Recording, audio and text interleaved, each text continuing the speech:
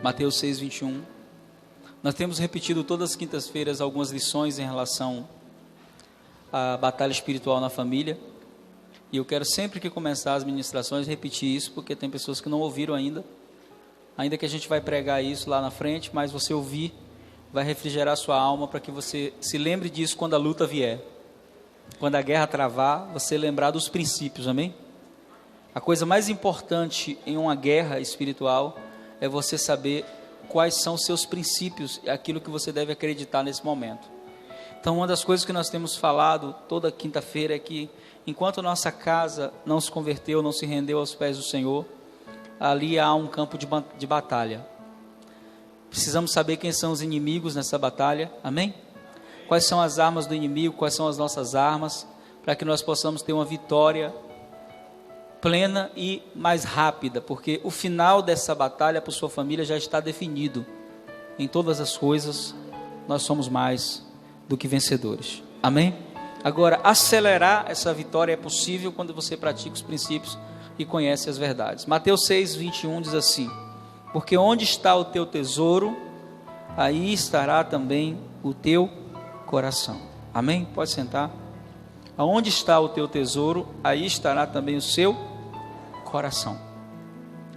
Nesses dias de batalha espiritual pela família, uma das coisas que o inimigo tem mais feito para destruir lares evangélicos é tentar roubar da família os valores que o Senhor estabeleceu. Muitas vezes a gente se habituou dentro do Evangelho a buscar soluções imediatas. Então, se você está passando um problema na família, você faz uma campanha e você rapidão quer uma resposta. E se essa resposta não vem no tempo que você esperava, você fica triste, se frustra. Só que uma das coisas que eu aprendi sobre o reino de Deus é que até aquilo que acontece de ruim nas nossas vidas no reino de Deus não é desperdiçado. Aquilo que está acontecendo de ruim pode ser uma lição que Deus está querendo nos ensinar, não só para a gente vencer quando essa situação se repetir, mas podermos ajudar outras pessoas quando elas estiverem passando pelos mesmos problemas que nós. Amém? Então, aquilo que hoje é dor para você, um dia vai ser remédio para outros. Você recebe isso? Aquilo que hoje te faz chorar, quando você encontrar pessoas chorando, você vai fazer o que Paulo fez. Ele, escrevendo aos irmãos de Corinto, ele diz assim: nós iremos consolar com a mesma consolação em que fomos consolados. Então, que você receba essa palavra nessa noite. E aqui, nessa ministração de hoje especificamente, identificando os inimigos da família, de início, o primeiro inimigo e o principal adversário da família, nós sabemos que é Satanás. Amém? Esse já é o inimigo que a gente conhece, esse já é o inimigo que a gente sabe que existe, e esse inimigo, ele tem algumas vantagens sobre nós. A gente já falou isso aqui, vai ter uma mensagem específica só falando disso. Uma das vantagens principais desse inimigo, Satanás, é que ele é invisível.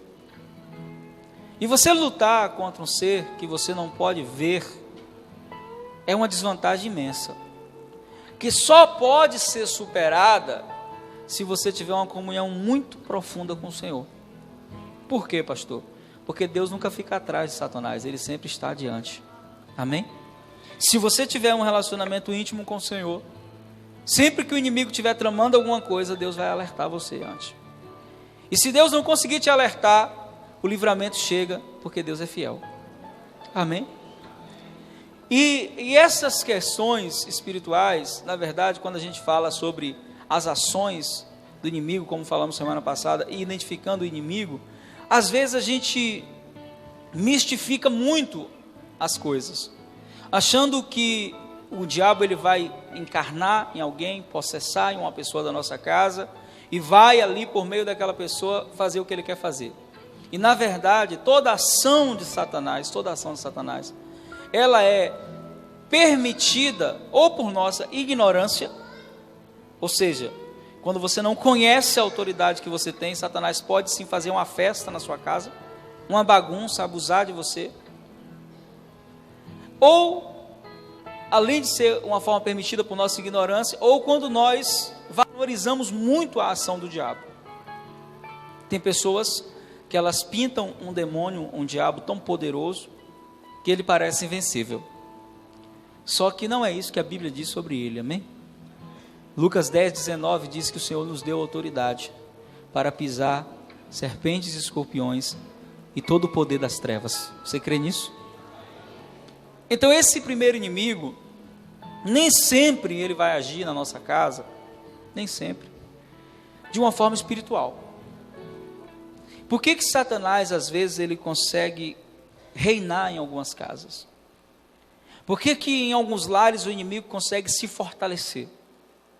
E aí, quando você vai analisar hoje, o contexto familiar que nós estamos vivendo, você vai perceber que todo o trabalho de Satanás é para que um dia a sociedade, alguns lugares já acreditam nisso que eu vou falar, um dia a sociedade chega à conclusão de que não é possível ter uma família feliz. Em alguns lugares isso já é acreditado de verdade. E como é que ele faz isso? Como é que ele constrói essa tese dentro de tudo aquilo que nós temos visto hoje no Brasil acontecer e no mundo? A desvalorização da família, a desvalorização dos relacionamentos, as pessoas apegadas ao dinheiro e se esquecendo do que realmente tem importância. E essa construção diabólica que vem para afetar diretamente a família, ela passa por todos nós. Talvez a gente ache que isso é coisa que a gente vai ver só na televisão, que nunca vai acontecer na nossa casa, mas todos nós estamos sujeitos a esse tipo de ataque. Sim ou não? Sim. A forma como nós vamos reagir a esses ataques é que vai justificar a nossa vitória. Mas um dos maiores inimigos da família nos nossos dias, e aí o Espírito Santo te trouxe aqui porque ele quer confrontar você. Amém? Às vezes você está orando pelas pessoas da sua casa, mas tem coisas que Deus precisa fazer primeiro no nosso coração, para depois operar nas pessoas da nossa família. Um dos maiores inimigos da família do nosso dia se chama materialismo. Não é um demônio, mas pode ser um sentimento gerado por Satanás no coração da pessoa, que traz uma prosperidade enganosa, porque na verdade prosperidade não é ter dinheiro. Tem muita gente que tem dinheiro e não é próspero. Prosperidade na Bíblia é definida pela palavra shalom, que a nós chegou só como paz, mas shalom significa vida longa, com saúde, porque não adianta ter vida longa doente, com saúde, família abençoada, ok? Família abençoada, uma vida vitoriosa com Deus e com amigos. Isso é prosperidade. Quantos querem isso? Então já começa declarando sobre o seu irmão, shalom. Amém? E há tempos atrás, né, eu estava falando um pouquinho disso aqui com uma pessoa, conversando sobre isso, quando a gente às vezes deixa de fazer o que tem que ser feito por causa de bens materiais. Eu quero só ler algumas coisas que eu escrevi. Há tempos atrás as pessoas se casavam com recursos mínimos para juntos construírem suas vidas, adquirindo tudo com muito esforço e união. Atualmente, as pessoas querem tudo primeiro, para depois casar, para depois ter filhos. Além disso, ter uma casa bonita ou muitos bens não é sinônimo de ter uma vida ou uma família abençoada. Às vezes a casa é tão grande que o membro da família chega a nem ver o outro.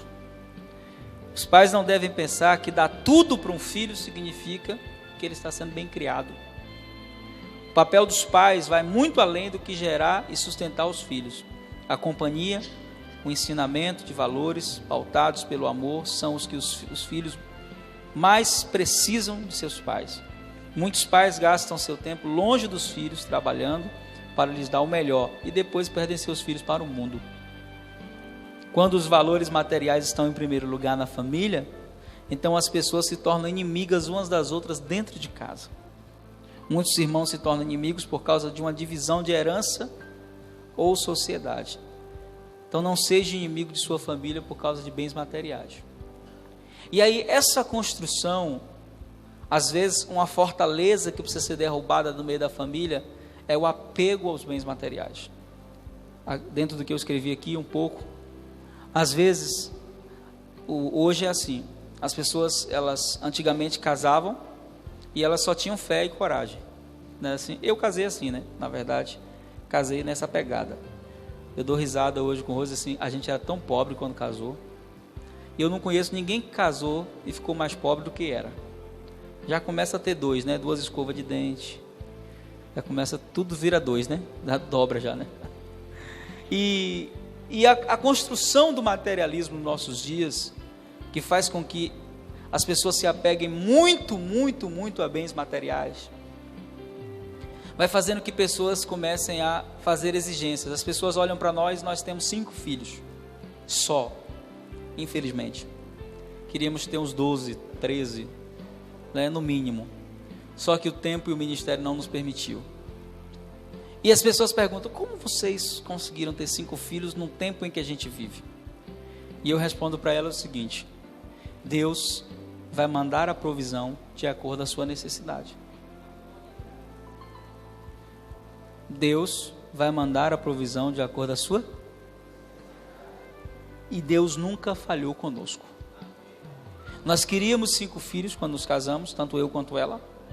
Queríamos 5 filhos, era o desejo nosso. E aí quem nos conhece sabe que a gente ainda tem um projeto de adoção, fora o nosso projeto da Índia, né? Que é ter orfanatos lá na Índia. Então nunca vimos isso como uma dificuldade, porque nós nunca nos apegamos de forma material. Eu não sou contra mulheres que trabalham fora, não tenho nada contra, ok? Porque eu vou falar algo aqui, vai parecer que tenho, mas não tenho. Mas quando eu estava noivo de Rosa, eu falei com ela assim: olha, você vai fazer um acordo comigo para que nós possamos casar. Se você não aceitar esse acordo, é porque você não é a pessoa certa para mim. Mas qual é? Você nunca vai trabalhar fora. Você vai ser minha esposa e mãe dos meus filhos. O único espaço que você tem para servir vai ser o ministério. Se Deus tiver um chamado na sua vida, aceita? Aceito. Aí vem a pergunta: vocês tiveram dificuldades? Nós já passamos fome. Quando nós fomos para São Paulo e fomos abandonados lá pela denominação que nos enviou. Mas a possibilidade de quebrar o nosso acordo nunca existiu. Em contrapartida, nunca ouviu murmuração da parte dela. E hoje, com os nossos filhos, com a idade que estão, eu posso afirmar para eles que nós não temos dívidas emocionais com eles, que nós não temos dívidas com eles em relação à paternidade. Nós renunciamos muita coisa da nossa vida para dar para eles o que a gente acredita que de fato tem importância. E o mundo hoje tem construído a família debaixo de bases e interesses materiais, onde os valores da família têm sido destruídos, e Satanás nos cega de uma forma muito sutil, porque uma das estratégias mais poderosas do inimigo para nos vencer é nos envolver com coisas que não são pecado, mas podem roubar os valores verdadeiros. E aí você vê pessoas que fazem essas exigências, né?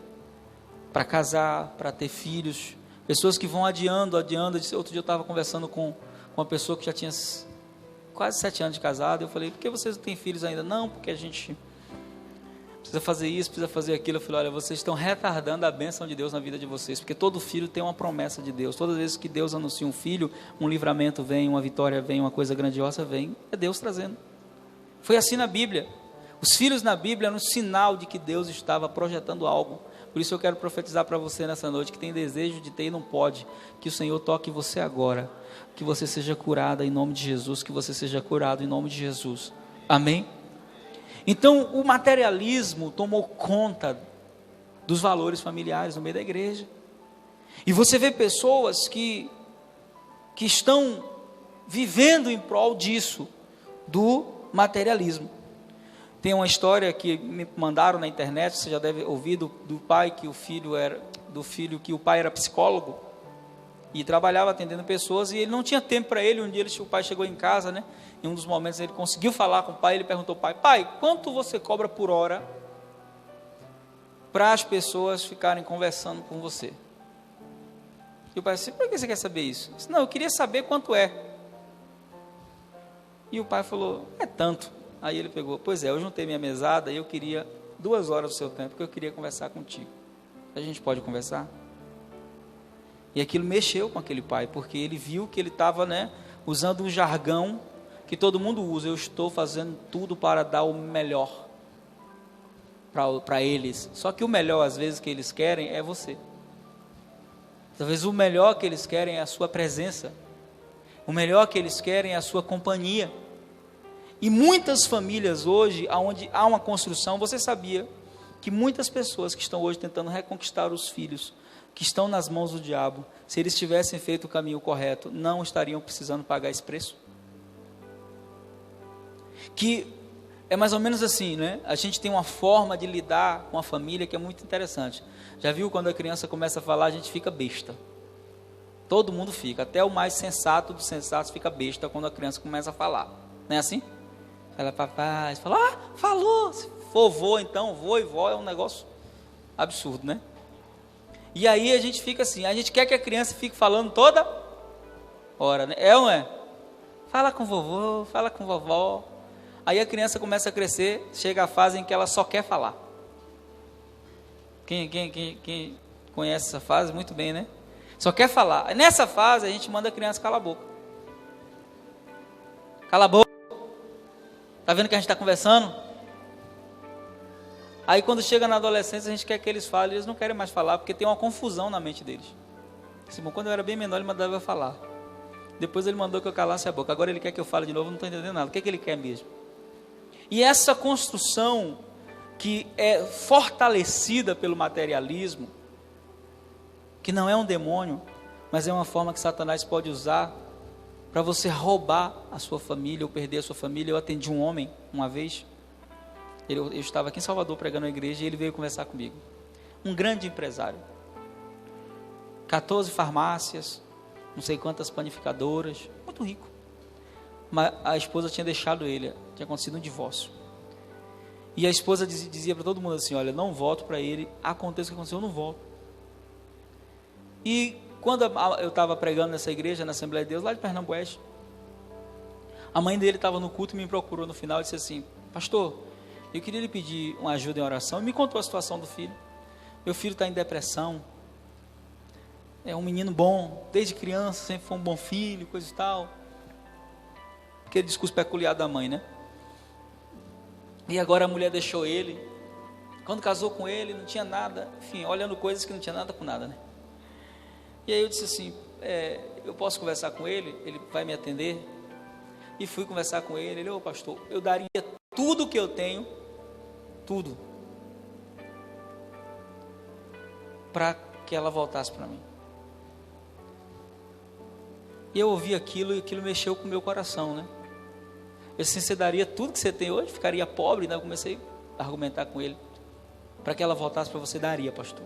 Tudo, para que ela e os meus filhos voltassem. Ela lhe deixou por quê? Você traiu ela? Não, pastor. Por que ela lhe deixou? Eu não sei. Assim, lógico que você sabe. Ela deve ter dado um motivo. Ela não ia chegar e ir embora assim. Senão o que ela fala não tem muita lógica. Ela disse que eu não tenho tempo para ela. E aí eu falei assim, será que ela aceitaria conversar comigo? Não, pastor. Falou que é em relação ao nosso casamento, ela não aceita conversar. Eu falei, você tem o número dela? Tenho, ligue para ela aí. Não, pastor, ela nem atende minhas ligações, ela não quer falar comigo. Ligue para ela. E ele ligou e ela atendeu. Já foi um milagre aí, que ela disse que não atendia mais a ligação dele. E aí ele contou para ela, eu estou com um pastor aqui, ele quer conversar com você. E ela aceitou falar comigo. Já tinha orado quando eu fui conversar com ele, eu creio que ali tinha uma ação do Espírito Santo, amém? E aí quando eu comecei a conversar com ela, assim, pastor, eu queria muito ser ouvida. Porque todo mundo que se mete nessa situação só ouve ele e a mãe dele. O senhor poderia me ouvir? Falei, claro. Onde eu poderia te encontrar? E aí nos encontramos no shopping. E ela me contou toda a história. Quando eles casaram, extremamente apaixonados. E ele extremamente materialista. Sempre queria ter mais do que já tinha. Isso custava às vezes 1 mês, 2 meses longe de casa. Quando ele voltava, estava tão cansado que não tinha tempo para sair com ela, para passear com os filhos. Não tinha tempo para a família. Era assim, então para que ele quer família? Eu não quero mais ele.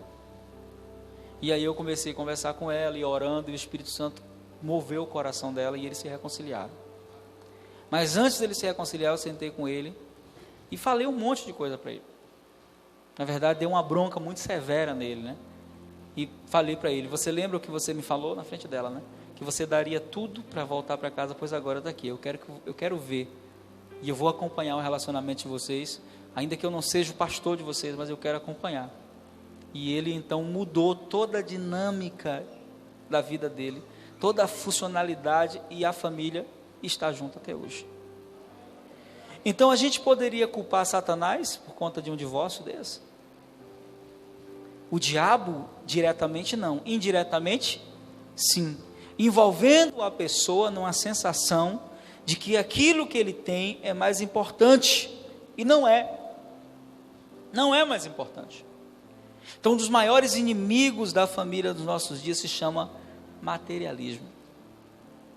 E isso envolve desde coisas que têm pequeno valor financeiro, até coisas que são extremamente caras, e que às vezes fazem com que a pessoa abra mão da família.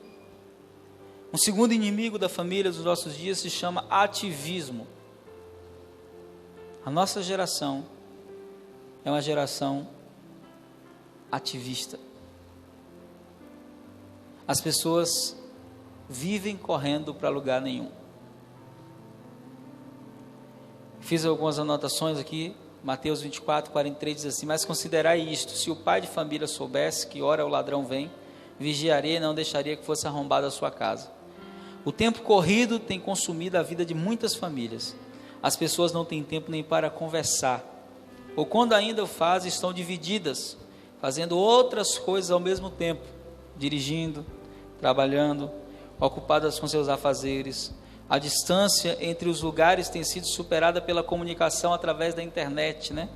Das redes sociais, mas não supre a necessidade que a pessoa tem de contato um com o outro. O tempo é invisível, mas é real. Se não nos cuidarmos, remindo o tempo, porque os dias são maus, Efésios 5,16, olharemos para trás e veremos as oportunidades perdidas. Precisamos de um posicionamento, de dar tempo para cada coisa, e não nos deixar ser consumido pelo tempo que envelhece muitos relacionamentos. Devemos colocar em primeiro lugar os nossos relacionamentos, e se for necessário, parar tudo, para dar atenção a quem amamos. Então aproveitai as oportunidades, Colossenses 4:5, que a vida nos proporciona de estar junto com os nossos familiares. Às vezes os membros da família se tornam inimigos porque não tiveram tempo de se tornarem amigos. O ativismo faz com que gastemos o tempo fazendo coisas e não vivendo com pessoas que amamos. Jesus ensinou que o pai de família deve cuidar de proteger a sua casa para que não seja roubada. Não podemos deixar que nosso tempo seja roubado ou seja perdido, para só depois disso tentar recuperar. Isso é verdade em muitas famílias. O ativismo. Pastor, o que é mais importante em um relacionamento? A gente diz assim, amor, não é verdade? Sim ou não? Mas amor sem tempo não é amor. O tempo é a moeda de ouro dos relacionamentos. Porque o tempo ele tem um sentido interessante. O tempo é a única manifestação da bondade de Deus na terra que não tem injustiça. O mendigo recebe 24 horas e o homem mais rico do mundo recebe quantas? 24 horas também. Não existe classe social para a distribuição do tempo. Fulano tem mais, esse vai receber menos. Não, todo mundo recebe a mesma quantidade de tempo. Isso é fato. E nós estamos vivendo uma geração nos nossos dias onde o ativismo tem sido um inimigo. Por quê? As pessoas estão juntas, mas ao mesmo tempo estão separadas porque elas estão muito ocupadas. E aí vem uma ação de Satanás que envolve às vezes a família de uma forma que as pessoas se tornam tão ocupadas que elas não constroem relacionamentos de amizade dentro da casa. Tem uma frase que está lá na frase do profeta, na nossa página no Facebook, que diz assim: distância não é uma questão geográfica, distância é uma condição da alma. Você pode estar perto geograficamente e distante emocionalmente. Então muita gente está vivendo isso na família, na casa. Por que às vezes é tão difícil conquistar a pessoa para Jesus? Porque às vezes a gente não tem um relacionamento profundo como família. E quando nós vamos falar para os nossos filhos, nas pessoas da nossa casa de Jesus, é o único tempo que a gente para às vezes. E aí às vezes se torna um compromisso religioso e não uma questão de amor. E Satanás, ele consegue entrar dessa forma. Por quê? Porque a família, ela fica envolvida numa rede onde os valores verdadeiros vão sendo perdidos. Hoje, por exemplo, você vai conversar com uma pessoa, e a maioria das pessoas, quando estão conversando com você, elas estão conectadas e conversando com outra pessoa ao mesmo tempo. Quando eu vou fazer aconselhamento, uma das coisas que eu faço questão de fazer, coloco o celular no silencioso e deixo lá. Só atendo, e aí eu aviso a pessoa antes, se eu souber que tem alguma coisa muito urgente que eu não posso adiar. Aí eu tenho que atender. Mas fora isso, não. Sabe por quê? Porque o nosso ativismo pode gerar em nós uma construção demoníaca, onde a gente acha que é normal isso. E pessoas que estão vivendo isso na família. E às vezes colocam a culpa em Satanás, a culpa é do diabo. Não, às vezes nós somos responsáveis por destruirmos os relacionamentos na família. Por isso que antes da gente conquistar aqueles que estão fora do evangelho, que são nossos familiares, nós temos que deixar Deus trabalhar em nossas vidas, mudando a nossa forma de proceder. Amém? Se Ele não fizer isso, queridos, não vai adiantar você ficar vindo aqui, às vezes, toda quinta-feira, orando por sua casa.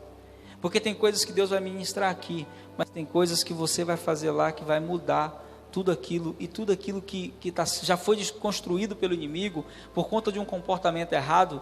Deus precisa destruir, Deus vai usar você para isso. Se nós não tivermos essa conotação espiritual de conquistar o nosso território por meio do amor, por meio da dedicação, do tempo, a gente vai acabar se envolvendo com a família de forma parcial. Gálatas capítulo 5, abra sua Bíblia em Gálatas, eu quero ler um texto com vocês, que esse texto ele mexe muito comigo. Gálatas capítulo 5.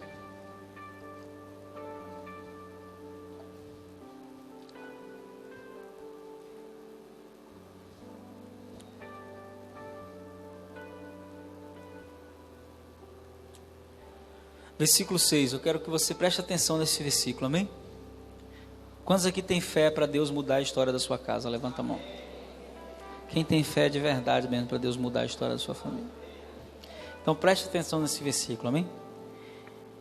Portanto, em Cristo Jesus, nem a circuncisão, nem a incircuncisão tem valor nenhum. Aí ele diz assim, mas sim a fé que opera como? Como é que a fé opera? Sabe o que ele está dizendo aqui? Você pode ter fé para remover montanhas, mas se você não exercitar o amor no meio da sua família, você pode orar e as coisas não vão mudar. Porque o amor, ele é um testemunho de que Jesus nos alcançou. Amém? E o ativismo, às vezes, não nos permite exercer esse amor. Muitos casamentos que a gente aconselha estão falidos, porque as pessoas desprezaram o óbvio de um casamento. O tempo juntos, as expressões de carinho, de amor, de cuidado.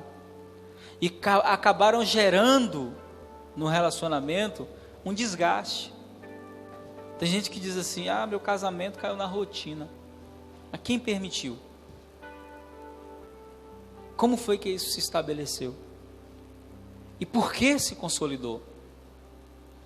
Porque as pessoas, elas permitiram se envolvendo com questões que não têm tanta importância. E nós vamos vendo Satanás ganhando território nisso aí. Por quê? Porque às vezes a gente troca aquilo que de fato é importante por aquilo que não tem valor nenhum. E os inimigos não são percebidos. Por quê? Porque eles são muito sutis. Até no nosso relacionamento com Deus é assim. Muita coisa hoje que rouba a sua comunhão com Deus não é coisa ruim, é coisa boa. Que nem pecado é, mas que não deixa você orar como convém. Que não deixa você viver a plenitude do que Deus tem para você. E é uma estratégia de Satanás que funciona na casa, que funciona na família. Famílias que estão envolvidas, mas estão distanciadas. Você vê que tem pessoas que têm um lar cristão, ou parcialmente cristão, onde os pais são e os filhos ainda não se decidiram, porque filho de crente não é crentinho, né? Filho de peixe é peixinho. Mas filho de crente tem que nascer de novo, tem que passar pelo novo nascimento. Amém? Nós devemos ensinar o caminho, no caminho, mas os nossos filhos precisam ter uma experiência deles com Deus. Se isso não acontecer, a gente pode achar que porque o nosso filho nasceu no lar evangélico, também é evangélico. Tem gente que diz assim, meu filho nasceu em berço evangélico. Às vezes só o berço que era evangélico, né? Era um berço ungido, orado, mas a pessoa nunca foi evangélica. Ou nunca foi discípulo de Jesus. E aí, nós nos enganamos. Mas, por exemplo, tem pessoas que estão com problemas com filhos em casa, mas eles não param para orar com os filhos. Mas ele não gosta de orar. Mas você pode orar por ele. Senta aqui, filho, que eu quero orar com você. Se ele não quiser, pastor, ele vai resistir no começo, na primeira, na segunda, ou pode ser que na primeira vez Deus já pegue ele, porque quando você coloca em oração, você atrai a presença de Deus para a situação, e Deus é irresistível, ninguém consegue resistir à sua presença. E às vezes a gente quer resolver os problemas de uma forma errada. Nós tivemos uma crise ano passado com uma das nossas filhas, o inimigo começou a lançar setas na mente dela, de que a gente não amava ela, que amava menos do que amava as outras, e coisa e tal. E aí quando eu percebi a ação do inimigo, porque quando você trabalha diretamente com família, a sua família vai ser um alvo. Então eu sei que hoje tudo que Satanás tenta fazer contra os meus filhos, porque ele não encontra brecha nem na minha vida, nem na minha esposa, tudo que ele tenta fazer contra os meus filhos, eu sei que ele está fazendo com o propósito de diretamente me atingir. Por quê? Porque além de guerrear pela minha família, quantas famílias estão aqui que nós estamos guerreando? Muitas famílias. A gente ora, eu particularmente oro por vocês praticamente a semana inteira. Dia de hoje, jejuei pela sua família, pela sua casa. E aí quando nós percebemos o ataque do inimigo, não ia adiantar a gente orar por ela somente. Então nós chamamos ela, colocamos no quarto, fechamos a porta, para que os outros não percebessem. E aí olhamos nos olhos dela e dizemos assim, olha, o inimigo está tentando plantar uma semente na sua mente, de que você não é amada, de que você não é desejada, mas isso é mentira. Nós amamos você. E você pode duvidar de qualquer coisa, mas nunca duvide do nosso amor. E nós vamos fazer qualquer coisa para provar isso. E aí começamos a ministrar o coração dela, abraçamos, beijamos, pedimos perdão para ela, se nós de alguma forma fizemos transparecer de que ela era excluída das outras, pedimos perdão, nós pais pedimos perdão. Por quê? Porque algumas coisas não vão se resolver com oração, a gente tem que saber se humilhar também. Isso não é vergonha nem desonra, isso é mostrar para eles que a gente está disposto a fazer qualquer coisa para não perdê-los. E aí abraçamos ela, beijamos, e eu falei para ela, eu quero que você me beije todo dia, e eu vou te beijar todo dia. E hoje todo dia a gente se beija. Ela chega, me beija, beija a mãe, e nós restauramos o nosso relacionamento com ela. Agora, qual era a proposta de ataque do inimigo? Era que eu gerasse no meu coração um sentimento por ela de rejeição. Como é que pode? Eu fiz de tudo, criei no caminho do Senhor, eu fiz a minha parte, e aí eu descobri que às vezes fazer a sua parte não é suficiente. Tem uma parte que é dele, e só ele pode fazer. Mas ele só vai fazer essa parte quando nós nos colocarmos na posição que ele quer que a gente se coloque. E muitas pessoas perdem a noção do verdadeiro amor. Então tem muita casa hoje que Satanás está reinando por meio da indiferença, da rejeição. Filhos que conversam com os pais como se fossem estranhos. Se isso está acontecendo no seu lar, Deus vai quebrar isso em nome de Jesus. Mas para que isso seja quebrado, você precisa mudar algumas coisas. Por quê? Porque batalha espiritual não é só orar. A gente às vezes desenvolve um misticismo cristão, achando que a gente vai chegar aqui, vai guerrear contra o diabo e vai tudo se resolver. Epa, não é assim. Tem ações que são necessárias e que a gente tem que fazer. Amém? Às vezes abrir mão de algumas coisas que a gente tem direito para poder ver a vontade de Deus se estabelecer. E muitas pessoas não percebem isso. O inimigo tem encontrado em muitas casas, em muitos lares, ele tem encontrado guarita e tem se fortalecido. Por quê? Porque as pessoas, elas não têm valorizado a questão espiritual. E nessa noite Deus te trouxe aqui, porque Deus quer, sim, alcançar as pessoas da sua casa, amém? Mas Deus precisa transformar primeiro o nosso coração, amém? Nós precisamos construir no mundo espiritual, mas precisamos construir também no mundo natural. Porque se a gente não fizer isso, queridos, a gente vai dar brecha para o inimigo. Um outro inimigo da família dos nossos dias se chama egoísmo. Marcos 3, 25 diz assim: se uma casa estiver dividida contra si mesma, tal casa não pode subsistir. O ser humano, hoje em dia, tem vivido debaixo dessa cultura de egoísmo. Nós temos visto isso, né? Que as pessoas estão cada dia mais só pensando em si mesmas, no que é mais importante para elas. E como isso está sendo construído? Dentro de uma cultura influenciada por uma ação satânica, onde as pessoas aprenderam que tudo está bem quando eu estou bem, quando não estou bem, nada fica bem. Isso é um engano de Satanás. Por quê? Porque parece absurdo que eu vou falar, mas você não vai estar bem todo dia. Tem dia em que a Bíblia chama de dia mau. Já passou por ele? Quem já passou? Dia mau é aquele dia que parece que Satanás esquece os outros crentes tudinho e mira só em você. Parece que o inferno vem de galera contra você. Você olha assim e você fala: poxa, vieram de voadora, vieram de tudo. Parece que não tem mais crente, dá vontade de você falar assim: não tem mais crente no mundo não, só tem eu. E nesse dia mau, às vezes é nesses dias maus que a gente é mais solicitado. Quem já teve essa experiência? Você chegou ruim na igreja, aí vem um irmão para você e fala: ô irmão, eu preciso desabafar com você, irmão. E ele começa a contar para você, e você começa a questionar, assim: meu Deus, eu já estou ruim aqui por dentro, não estou aguentando nem minha luta, e esse irmão vem me pedir ajuda. Só que é nesse momento que a gente tem que romper com o egoísmo, amém? Deixar de pensar em nós mesmos, porque aquela pessoa necessitada pode ser a resposta da nossa oração pedindo ajuda a Deus.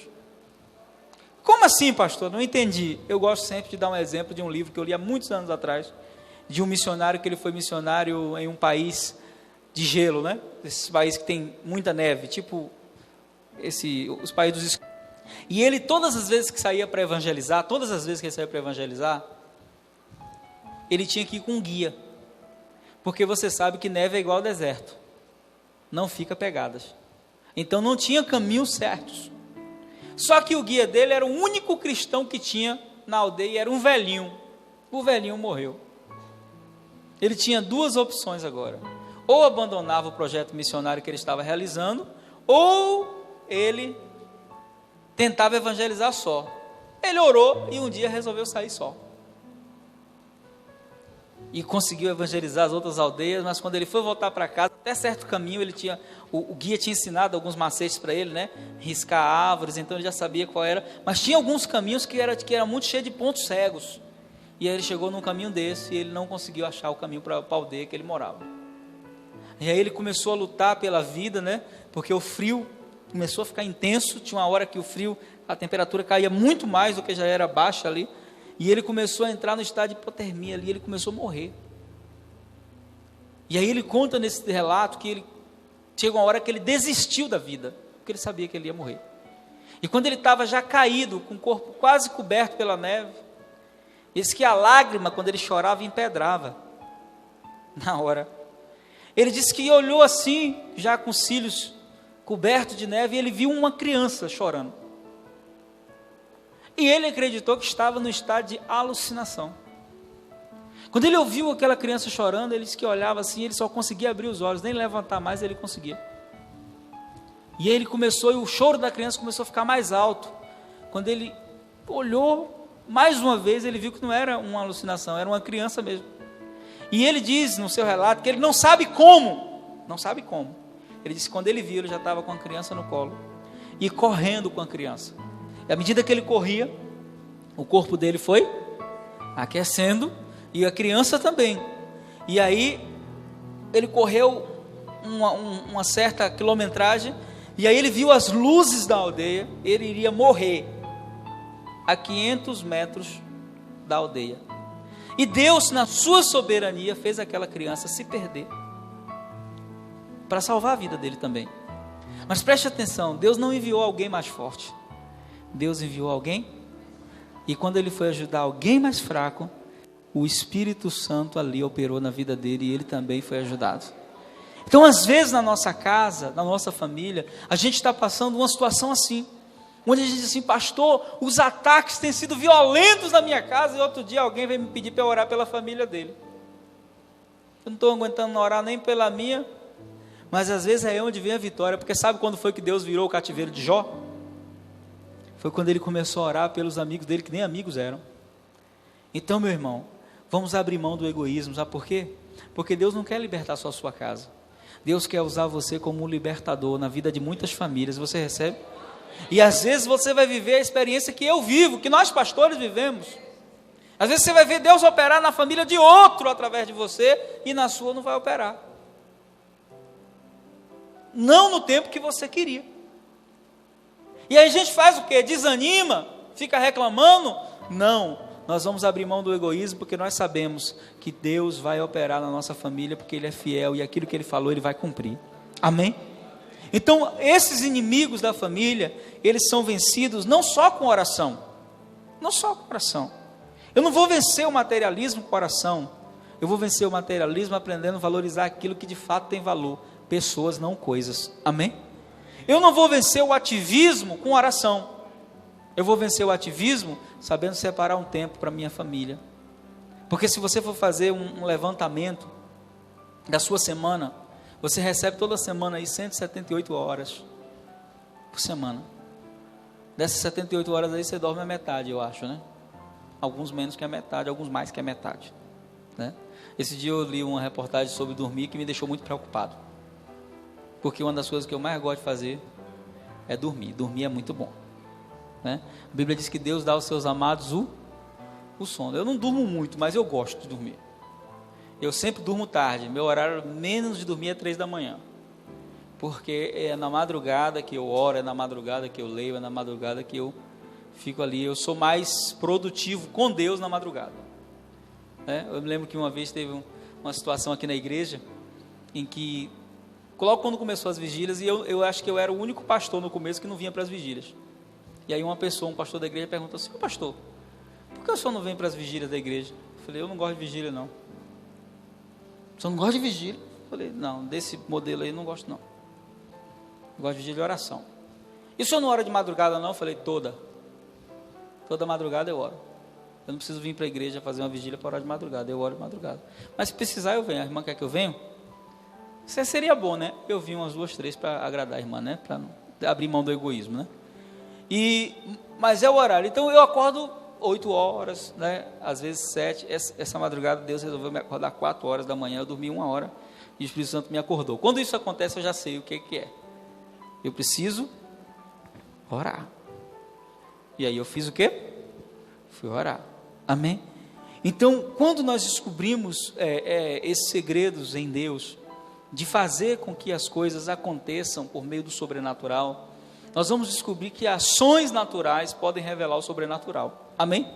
Diga ao seu irmão assim: ações naturais podem revelar o sobrenatural. O amor é uma ação que pode revelar o sobrenatural. Por meio do amor você pode conseguir romper barreiras no meio da sua casa. no meio da sua família. O tempo, a dedicação à pessoa da sua casa pode ser algo que pode destruir uma barreira. E muitas pessoas não conseguem entender isso. Então, nessa noite, o Espírito Santo ele quer ministrar isso no seu coração, amém? Os inimigos da família nem sempre são somente espirituais. Tem muita coisa que a gente está colocando a responsabilidade no diabo, que a responsabilidade, na verdade, é nossa. Então, que nós possamos abrir mão daquilo que precisa ser renunciado, para que a gente possa ter aquilo que Deus quer fazer. Quantos recebem isso? Amém? Então, diga para o seu irmão assim: guarda bem o que tens, para que ninguém roube a tua herança, aquilo que Deus deu para você, a sua família, a sua casa. Amém? Eu quero orar por você nessa noite, quero orar pela sua família. Toda quinta-feira a gente tem orado da seguinte forma: nós temos orado pela libertação na família, a gente vai fazer isso hoje, amém? Temos orado pela libertação na família, temos orado por milagres na família. Quantos precisam de um milagre na sua casa? Não só um milagre físico, mas um milagre mesmo. Pastor, tem um negócio lá na minha casa que se não for um milagre de Deus, a coisa não vai mudar não, pois você está diante daquele que é especialista em fazer milagres, que é o Senhor Jesus, amém? E nós vamos orar para que o Senhor traga hoje em nossos corações, o Senhor nos mostre o que está fora do lugar. O que você pode fazer hoje que pode alterar muita coisa dentro da sua casa? Às vezes é pedir perdão por uma situação que aconteceu que você nunca pediu perdão. Às vezes é renunciar uma ofensa. O Espírito Santo vai mostrar para você, porque Ele conhece seu coração. Amém? Vamos orar? Queria que você saísse do seu lugar e viesse aqui para frente. Agora a gente vai esquentar mais do que já está quente, né? Você que trouxe fotos de seu familiar, coloca aqui, por favor.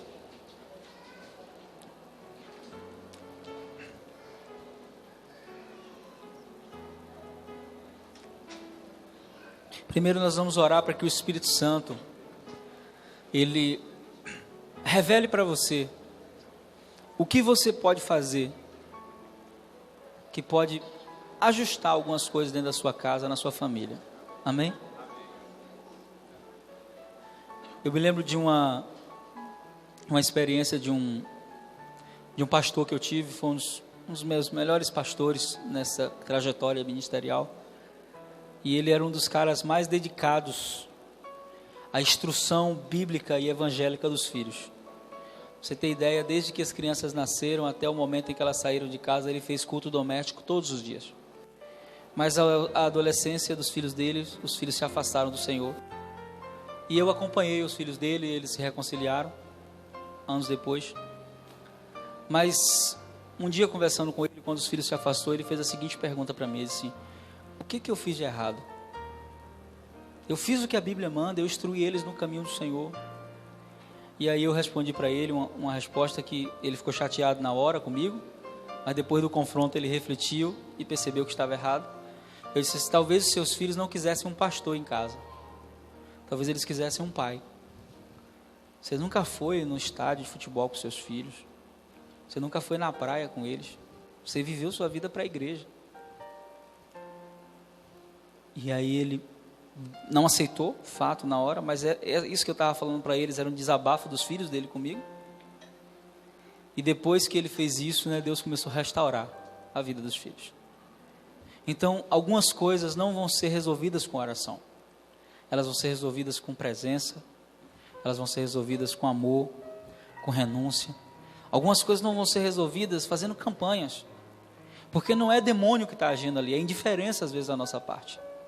E o Espírito Santo vai mostrar no seu coração o que você precisa fazer. Amém?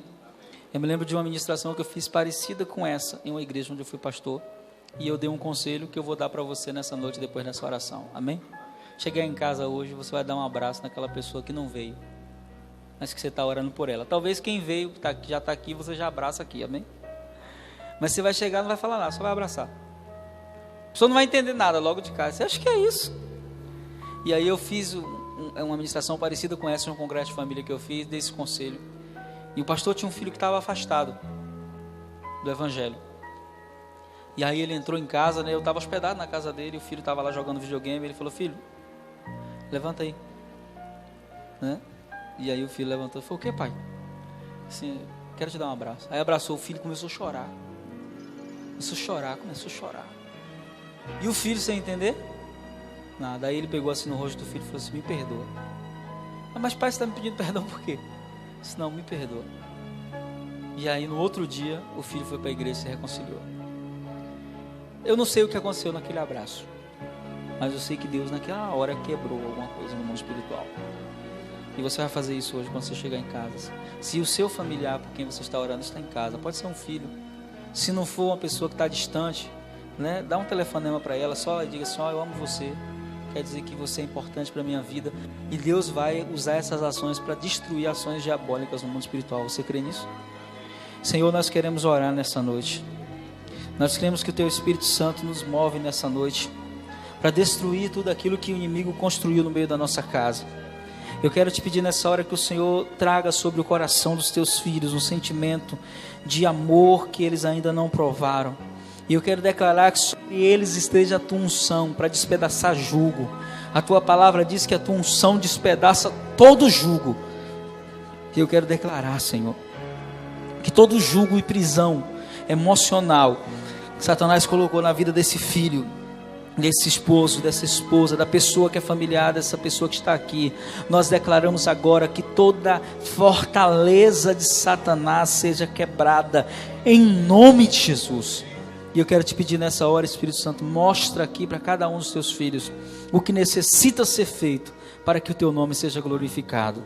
Senhor, nós queremos orar agora pela libertação da nossa casa. Queria que você levantasse sua mão para o alto nessa hora, ou se você sabe em que direção fica a sua casa, levanta a mão em direção à sua casa. A palavra do Senhor diz que enquanto Moisés levantava as mãos, os exércitos de Deus prevaleciam.